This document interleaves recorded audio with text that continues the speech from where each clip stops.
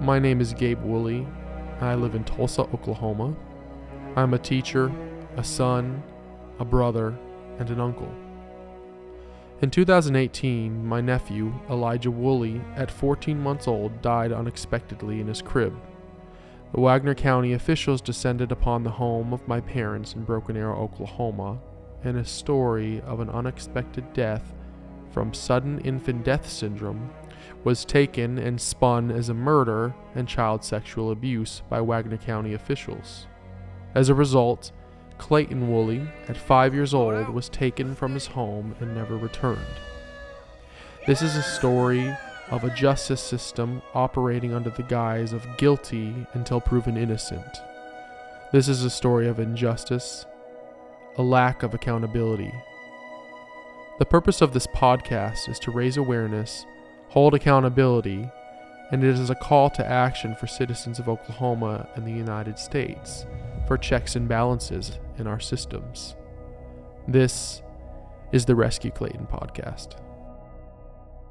My name is Gabe Woolley in Tulsa, Oklahoma, and I'm here with Marybeth McElroy from Tulsa, Oklahoma, and this is the Rescue Clayton podcast. So Marybeth, thank you for being here. Thank you, Gabe, for inviting me. It's a wonderful opportunity to share experience and that which has been a part of my life in Rescue Clayton. Yes, and you've been a part of this journey since the beginning, essentially, this because you knew the Woolley family, my family, before any of this took place. So just go ahead and kind of introduce yourself and your personal background and then how you relate to the Rescue Clayton story. Okay. So I have been a part of the Woolley family since approximately 2013. And that came about because I am in senior leadership of Kingdom Reign International Ministries, and the Woolley family was a part of the fellowship. Right, and that's here in Tulsa. And it's here in Tulsa. And we don't just meet on a Sunday morning, we really do life together. Yeah. We're very family oriented so that we know each other well. Right. And we spend time together, eating, time together, praying, time together, sharing family. Right. So very much knew the family, have known the family before the event happened in 2018. And this was, you're kind of knowing this family was, because it had been for so long, and the church really is this community with Kingdom Reign in Tulsa. You have known the family Woolleys as a unit, as well as individual members of the family in fellowship, sort of one-on-one through your work with counseling and ministry. So tell us a little bit about what things look like when you work with people individually as well as a whole family and with the Woolleys. Yes, Gabe, and that is so true. I've been a part of each of your lives individually as you were maturing and growing and developing, as well as you went out and began to live your own lives as young adults. And Gabe, I'm also a part and involved with the government of Oklahoma, as well as we have created and established Tulsa Coalition, which works with the city of Tulsa and with the mayor's office, as well as ways that we can be a blessing to the city. So I say that to you because one of the things that, as part of a minister or to preach the gospel and also equip people to go out into the city in their sphere of influence, one of the things that the Lord really said was, I want you to get out of just the church influence. Right. Just the four walls of the church on Sundays. Just the four walls of the church. Yeah. So that happened in about 2015, 2016. And with that, doors began to open that began to take me into other venues and other systems. Right. That helped me see and understand a much broader perspective of life. Right. And that's something I feel like we talk about often, and we are seeing sort of this movement happening, and people are becoming more aware that the church really is more than just church on Sundays in the four walls of the church. The church is the body of Christ, and how we operate in all facilities, in government, in education, in law, and then in the legal system. And so for that reason, Kingdom Reign and you, Marybeth, have really been very much active and just sort of naturally flowing into these other things. And it's very clear to some, but not to all, how it fits and operates in the kingdom of God and what he's doing. So then your work and your experience, how is this now tying in specifically to Rescue Clayton? So let's go back to having developed a relationship with the family and the heart of this family, who very much wanted to be a family and to walk in wholeness or completeness. Right. So in 2018, I got the phone call that said that Elijah, who was the second born of Desiree, your sister, and the Woolleys already had temporary custody of Clayton. And in that, and I got the phone call that said, it was Bill first who let me know that Elijah had passed away in his sleep. Right. And so that began the journey. That began this 5-year journey that has changed all of our lives. Right. And with that... yeah, and then that day, so you get this phone call from Dad saying Elijah has passed away, and you come immediately on site to the Woolleys' house, to our house, my parents' house. And yes. I'm on my way driving from Edmond at that time, about yes. 2 hours away. Yes. And I get there just before you, and I actually see you and Scott pull up to the house.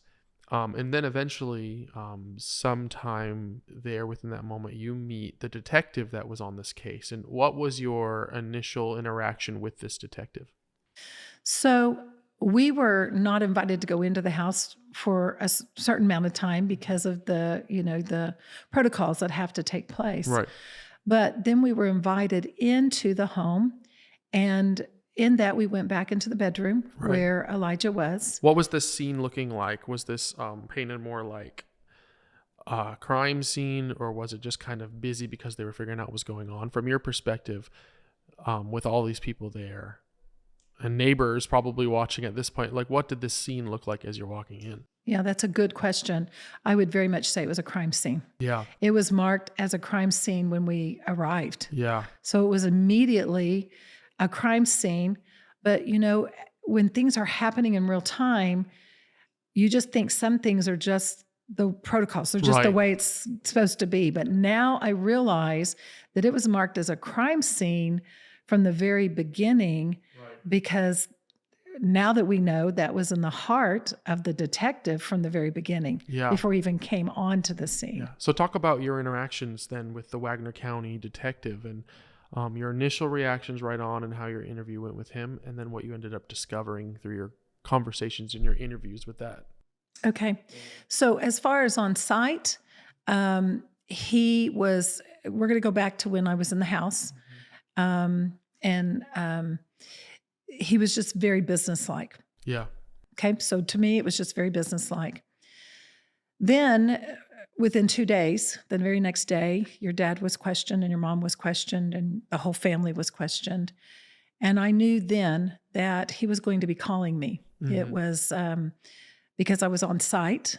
So obviously I knew the family well. Right. And because of their association with Kingdom Reign International, ministries. The Woolleys, yeah. And right, the Woolleys. And so with that, he did call and asked that I come in so that he could do an interview. Yeah. And where was that at? Where was this interview done? It was in Wagoner County at the courthouse. Okay. I did get some coaching from other attorneys because I've not done this before. Right. With that, they let me know that it would be recorded. Okay. I want to note right up front, to my knowledge and to that which I saw, and I even asked if it was recorded, and I was told it was not. The detective told you the interview was not recorded. It would not be recorded. And did it actually end up being recorded? To my knowledge, it is not recorded. Okay, interesting. So I thought that was interesting too. It is, yeah. Because one of the first things, he began to ask me questions about your family, and realizing that I've known you well, every one of you well. He then began to share that he had a niece that was in a Christian home. And because of that, she had been abused. He felt like that he didn't know. He was very upset that this had happened to her, right? Where he was off to school at that time, and felt personally responsible.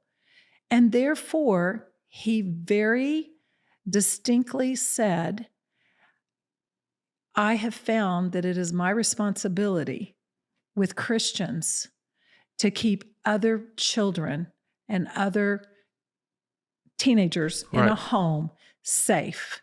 Right. And we believe that there was foul play here. Right. And so that sort of scenario and that experience, so this detective, would you say he entrusted his niece into the care of these deacons from his church? Yes. And because there ended up being abuse from these people he entrusted, he, from your conversation and your recollection or how you interpret it, he sort of felt the burden of responsibility, like that was potentially part of his fault. Yes. And so now... Well, Gabe, to just share this, my understanding, according to his story, was that he actually lived with them. Okay, so he with the deacons of the originally church lived with them. And the niece. And then he went on to be to school. Okay. And then something happened in the niece's family. So he suggested that she go and live with them. With the deacons of so the church. So that's why he felt so responsible when indeed it came out that she had been being abused. By the people he sort of recommended she stay with. That had been a part of his life. How do you feel? Do you feel like maybe, I mean, just my personal opinion speaking for myself, I think that that's inappropriate to say and to sort of tie that. And I think it seems like it perhaps was intentional. He knew you were a minister in the ministry, a Christian. He knew the families were Christian. The Woolley family was a believing family. My understanding is that the law should always do its best to remain neutral and not necessarily be tying in personal stories that push some sort of, or makes it, to me, it seems like a blatant bias.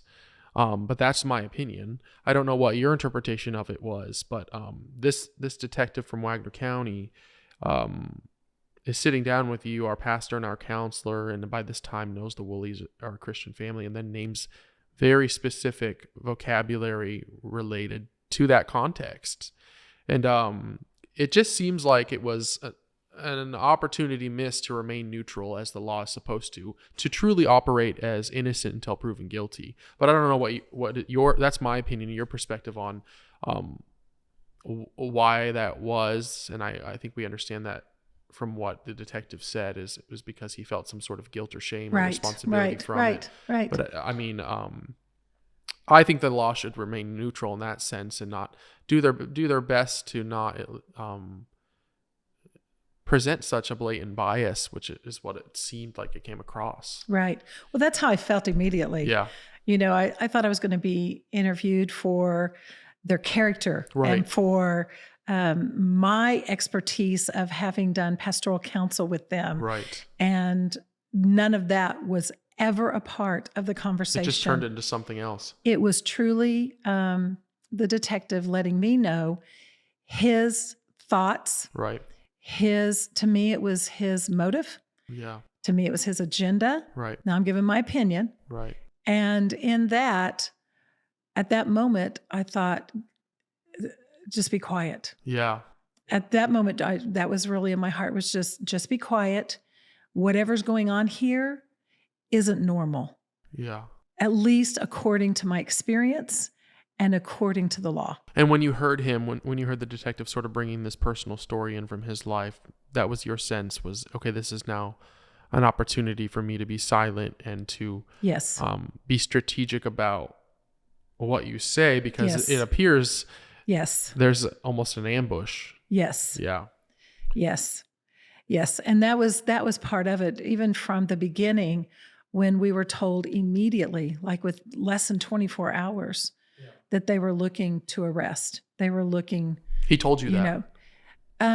Or you heard that? No. Okay. Because of the interviews that your family were immediately involved in, and because Clayton was already immediately taken off of your aunt's lap by DHS, just again, a little over 24 hours from that.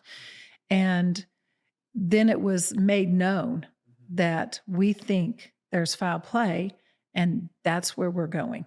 Yeah. So it was very interesting. I was personally expecting to answer questions to validate. Right. And character reference. Yes, yeah. Character reference, experiences, family, what I know about Desiree, what I know about the ways of which your mom strategically and intentionally took care of the boys and their physical health. Right. And what would you say about that in your observation as a mother as well, and knowing my family and mother, how would you say that mom and dad took care of Elijah and Clayton, their grandchildren? I will tell you this makes me tear up. If a child is abused, a child does not run with arms open when they see a grandpa. Your dad would walk in to Kingdom Reign, and Clayton could be in the very back, and he was so excited. He would run, and he would the love and the adoration that he had, for your father, your grandpa. And it was so evident. When you go back and you look at things and you look at the allegations and the things that were charged, not only does it not line up because of the character of your parents, right, but also it didn't line up with his behavior. Yeah, He loved your family. Yeah. And yes, I know there's all kinds of corruption. I know there's things in families. But we also had a close seat forward. Yeah. We were watching. And we watched the care. We watched Lisa learn about, he had allergies and different things. And she learned in her own, education of holistic type procedures. Yeah. And so she very much, for both boys, met their need. Yeah. And you have been been to the Woolleys' home, inside their home. It's not just Yes. at the church. This is meeting in public places. Yes. And children are present. Yes. And in the Woolleys' home and Yes. at the church, and it's a friendship as well. Not Right. Right. And I think that's important for people to know, is you as a mother who have taken care of children, you who knew the children in the Woolley family and knew the Woolleys as adults in multiple settings. Just the accusations coming from Wagoner County didn't quite fit the character. Never. Yeah. Like never. Right. But I think we all know that when an accusation comes, you do stop for a moment. Right. You step back and you have to assimilate your own experiences. Right. And what you've seen and what you've heard. Yeah. And you want to listen. And I'm listening. And when I started listening to the things of which were being accused or charged, it didn't line up at all. Right. None of it lined up. Even especially when the detective said there's no such thing as SIDS. Yeah, sudden infant death. Yeah, sudden infant death syndrome. It was like, no, that doesn't even line up. Right. So scientifically. Yeah, so because of that, I realized that I was going to stand with them no matter what. I believed in my heart. I believed in my experience. And I knew that I would stand. So what do you think from your experience and just your observation, and I think our outside understanding of how the law is supposed to operate and how the expectation citizens have for the law, what would you say was your then real-time experience, 2018 moving forward, with Wagoner County, with the sheriff, with the investigator, for accountability and for doing their job, due diligence? What was your observation of that with Wagoner County? I think that's an interesting question because I believe it's been shocking. Yeah. That is the word I've used. That's the word I have used even with my own family. I've been to 95% of any of the court hearings. Whether it has to do with Elijah, whether it had to do with Clayton, had to do with, your parents or Desiree, Dad, any of them. I've been to most of them. In the courtroom. In the courtroom. So I've seen a lot. Yeah. And the detective he was on the stand and he was being cross-examined because he had said there's no such thing as SIDS. And they asked him, and how did you come to this conclusion? And he indicated that he had been in a very short seminar in Texas. And in that short seminar, he came to the conclusion, and he said it, I came to my own conclusion, there's no such thing as sudden infant death syndrome. And I remember hearing about that, and I'm not 100% sure. I'd have to look back at records and stuff, but the course that he took about SIDS was maybe 1 or 2 weeks long in Texas. Yes, somewhere. It was very short. Yeah. I don't remember if it was 1 or 2 weeks. That's why I said it was very short. Right. But he came to his own conclusion. Not only this situation, but other situations. Right. He's operating under that mentality. Yes. Yeah. And let me tell you that the sheriff was standing in the courtroom at that time. Now, I'm looking for truth. I'm watching. I remember looking over at the sheriff, knowing that what I had just heard, because I oversee people, I have staff, who's holding him accountable? Yeah. When you say something like that is so opposite, especially when you say, in my opinion, I made this decision, therefore, I believe they're guilty. That's bias right there. It was bias. Yeah. And it's sure. Anti-scientific, anti-constitutional almost, it seems like. Yes. To just operate under that and to just come to such a blatant decision that contradicts what years of research have been put forward to declare and to define SIDS.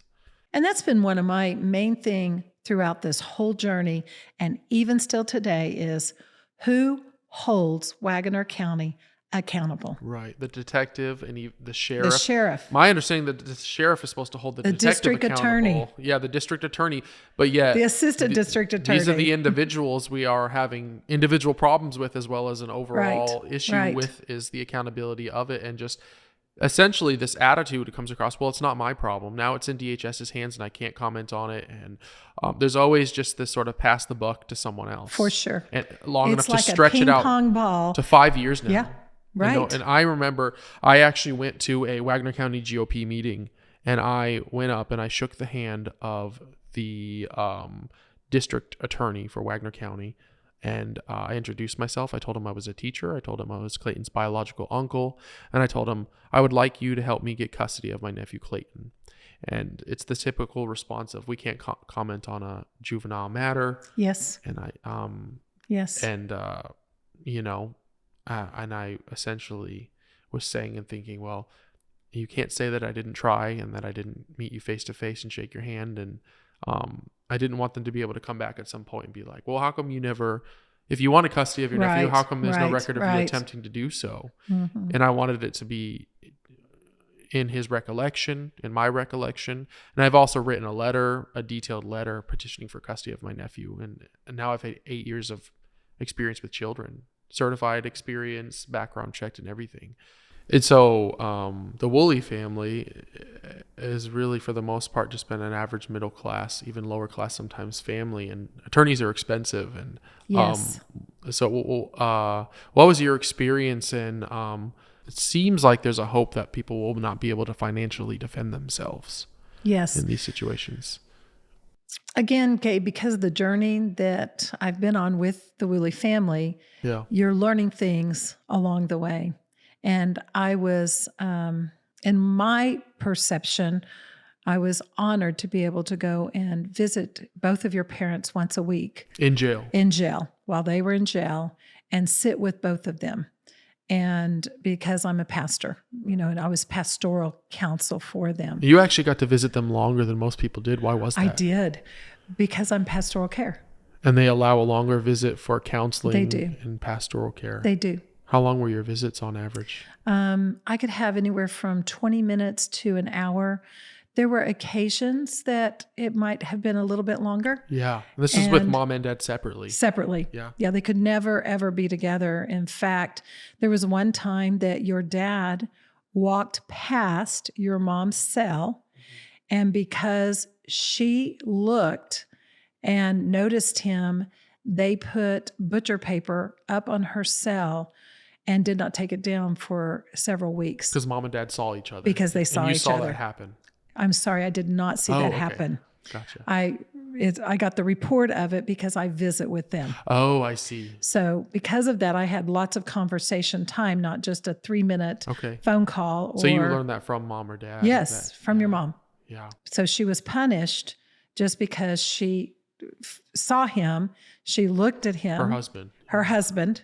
And so therefore they put that up so that that would not happen, so she would not see him again. Wow. So anyway, but what I found out when visiting them in jail was that Wagoner County has a 98% and awarded for plea bargaining. Okay. So because of that, you find out, and Bill and Lisa both realized, because being in the system, they learned things. Right. And what they learned was that most of the people in jail in Wagoner County cannot afford to have their own attorneys. Mm-hmm. And so therefore they have to take, the one that is assigned to them by the county. And Bill and Lisa, they took all that they had. Right. And more than, and they have family, extended family, that also paid a heavy price in order to hire, we know now, approximately 8 attorneys, attorneys, to assist in this case. Right. And it has taken everything they have and more. The Woolleys worked hard to be debt-free, to stay out of debt, to own their home, and have their own businesses. And all of that was completely dissolved because of what they've had to go through. Right. So, yes, very much watching the Woolleys, they've been able to fight because they've had finances. Yeah, and help from the community. And help from the family community. And the church. Right, because people have watched and believed and said, you know what, it's worth the investment. Right, believe it in their innocence. Yes. Yeah. Absolutely innocent. And so go back and tell us a little bit more about your encounters and your visitations with mom and dad in the Wagoner County Jail. What does that look like? Are you with glass between you? Are you face to face? What are the regulations? So there is a room that has that does have a door that has a window. Yeah. They are handcuffed, and the handcuffs are also handcuffed to a table. Yeah. So I'm sitting at a table that's probably 2 foot by 3 foot. They're on one side, I'm on the other side, and they are handcuffed under the table. Yeah. So they have one hand that they can, but the other one's, handcuffed under the table. Yeah. So that's what it looks like. When I first met your mom, and those first early days of their first arrest, your mom was in shock and disbelief, trying to work it all out, but knowing that she knew that your dad was innocent. Mm-hmm. And that by that time she realized through the first arrest that the detectives, as well as possibly even the sheriff, knew that she was innocent. Mm-hmm. But if they could break her, if they could make appeals to her, that she would so want to be out of jail that she would just say, well, maybe he did do it, or, but she knew that she knew. Yeah. And Gabe, one of the things I want to bring out is when they were arrested, Glory, your sister, was a senior in high school. 17 years old. 17 years old. And she had to walk through the last 2 months of her own delightful, exciting end of the year. Senior year, yeah. Yes. And she was a rugby player. She was her prom, her graduation. She also was going into OSU. Right. Therefore, she had to work herself, figure it out. How was she going to get there? How was she going to pay for it?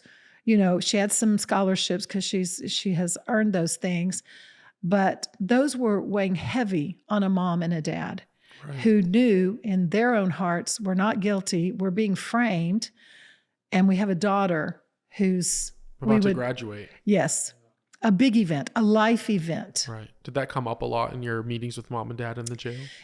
In the beginning, yeah, wanting to be with her and realizing it didn't take long that you realized that at the time there was not an opportunity for them to even have an opportunity. There wasn't an opportunity for them to have an opportunity to even share their story. Yeah. And we knew at that time that we believed that the process would work itself out. Right. Yeah.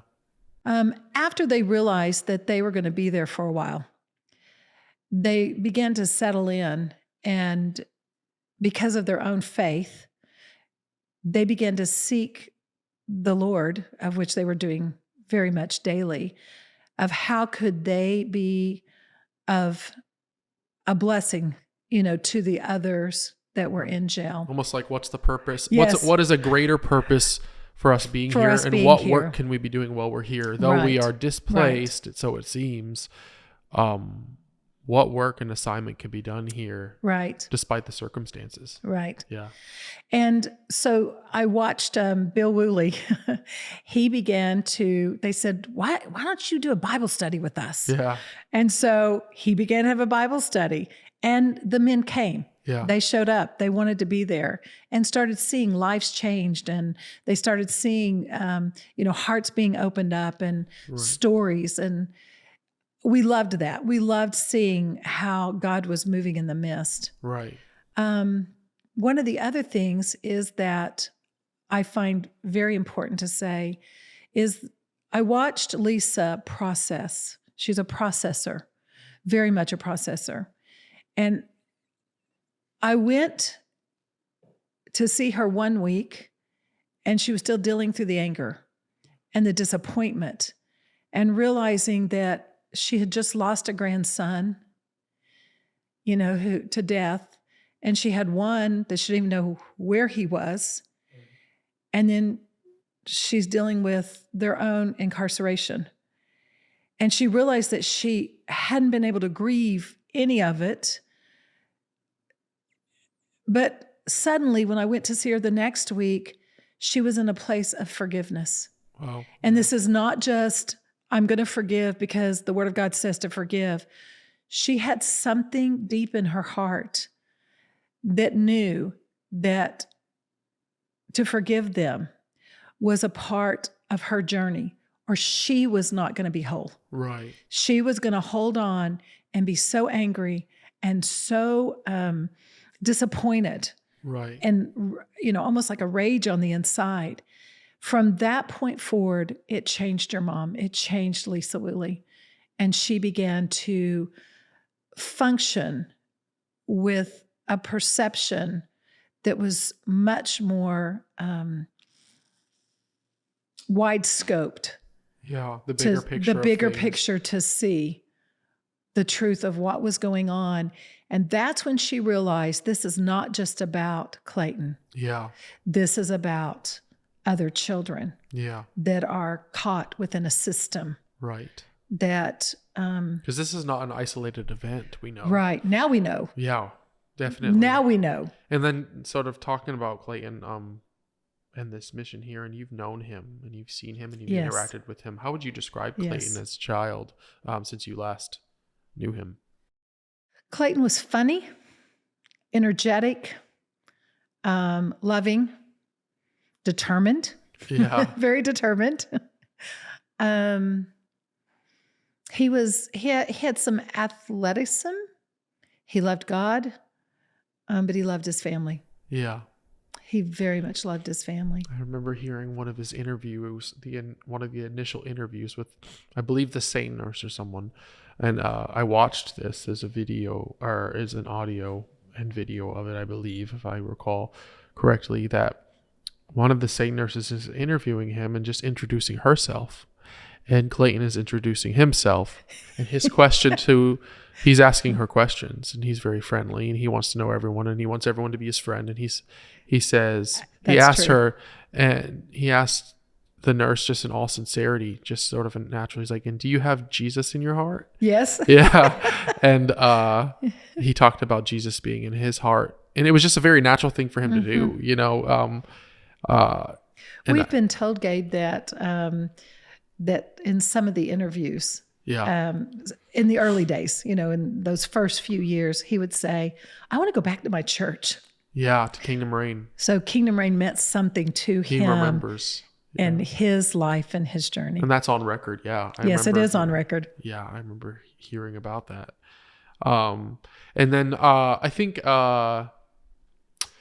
something that, since this has been such a long journey now, it's been 5 years, and the Woolleys are now out of jail and charges have been dropped. But Clayton has not been returned despite being taken because of those charges. Right. Charges are dropped and he hasn't been returned, which seems incorrect, seems like a flaw in the system. It doesn't make sense to take someone because of charges. Charges are dropped and then you still keep them away. So we're here with the objective to rescue Clayton and to bring transparency. What has your life and experience been like with the Woolleys after mom and dad have now been released from jail? How are they different from when they went into jail to now? And so now it's been since 2018, and charges were dropped in 2021, and now it's 2023. So how would you describe the Woolley family and your interactions with them today? My first thought was eyes wide open. Yeah. You know, that's when you go through an experience like this, you have many opportunities to look again. I've watched, I'm going to go back to not just Lisa and Bill. I'm going to go back to even Glory. Yeah. Glory's your sister, who was 17 at the time, and she's now 22, correct? I believe 22. She's 22. Yeah. I've watched her go through grief because Clayton was, of course, such a part of her life. Right. To a place where the whole family has become resolute that this is not, again, just about Clayton. This is about, if we're experiencing this, we don't want our whole motive to be Clayton comes home. We want to uncover if there's corruption. We want to uncover things that are in a place of deception, so that families are free. Right. And so that Oklahoma can truly call itself a state of justice and have a true justice system. Right. Yeah, that's the mission, is first to rescue Clayton, but then it is to reform Oklahoma DHS and to expel corruption. That is the purpose of Rescue Clayton. It will live on even after. And there's even a documentary called Saving Clayton by Red River TV and Project 46 out of Oklahoma City. That is now, you can watch this documentary at savingclayton.com.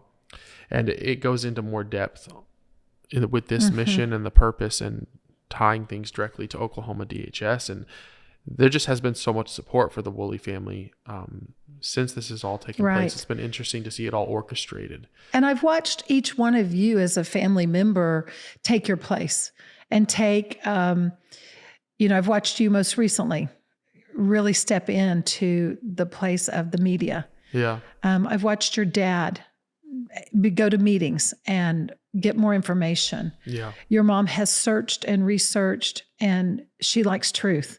So she wants to know the truth. She wants to know how the law is written. Right. And backing things up with truth, not just what you might think. Right, opinions, yeah. The other thing I've watched is when they first got out of jail, because of the horrifying experience that they had with the black SUVs that were from Wagoner County that circled their home and never knowing when they'd be arrested. I watched them go from dread to a confidence now that is like, I'm willing to pay whatever price it is. Clayton comes home. He comes home. Yeah. For Clayton to come home and for justice and for... There's been so many things, even gag orders. Don't talk. You can't see him. No communication. Right. Just the list is vast. Right. To where now they are staying within the parameters of the law that they study. They know from their attorneys as well. And they're becoming bold and they're courageous and they're going through the right systems and avenues so that the word gets out and the truth comes out, because the truth has never, ever, even in the court of law, had an opportunity to be heard. And I think it's all going to pay off for the state of Oklahoma and more people. Right. The larger purpose here, it goes beyond the Woolley family. That's the mission here. But thank you for your perspectives, Marybeth, and for your observations and for your insight and for the time you spent and counseled me and the Woolley family. I think it's very important coming from people who have walked hand in hand with the Woolley family. And so the last thing we like to do at the end of every episode is for you to look at the camera and talk to Clayton directly and leave a message for Clayton that he'll see when it's the right time. So, okay. Ladies and gentlemen, I give you Marybeth McElroy, Kingdom Reign International Ministries, here on the Rescue Clayton podcast. Go ahead. Clayton, I want you to know that we love you. I love you. I have missed you. Your Kingdom Reign family has missed you from the moment you were taken off of your Aunt Rosemary's lap. We have prayed for you. We have looked at pictures of you. We have even had times where we have prophesied over you. We have believed in the time that will come that you will be joined again with your family and with us. We can only imagine what you look like now and the life that you have.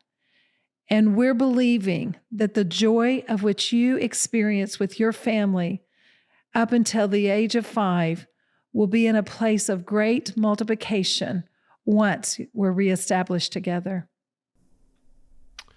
All right, Marybeth, thank you so much for your time here. And we are just so grateful for you for everything that you've done and Kingdom Reign has done for our family and for the city of Tulsa. And we think it's all coming to an even greater purpose. Yes. So, all right. Thank you.